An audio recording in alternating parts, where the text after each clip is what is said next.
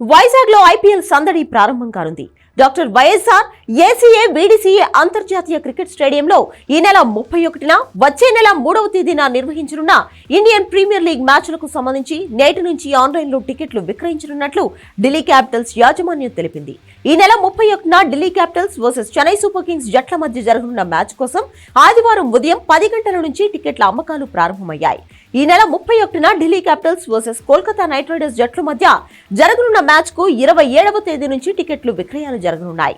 Paytm insider Delhi Capitals వెబ్సైట్ల ద్వారా ఆన్లైన్లో టికెట్లను కొనుగోలు చేయవచ్చని తెలిపింది ఢిల్లీ క్యాపిటల్స్.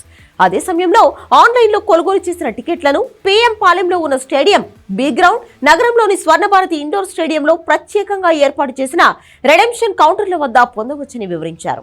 ఏప్రిల్ 3వ తేదీ మ్యాచ్ కు 26వ తేదీ నుంచి, ఈ నెల 31వ తేదీ మ్యాచ్ కు 27వ తేదీ ఉదయం 11 గంటల నుంచి రెడీమ్ చేసుకోవచ్చని ఢిల్లీ క్యాపిటల్స్ ఫ్రాంచైజ్ ప్రకటించింది.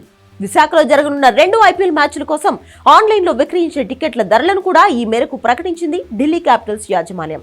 ₹1000 నుంచి ₹7,500 విలువ చేసే టికెట్లు ఆన్లైన్లో అందుబాటులో ఉంటాయని వెల్లడించింది.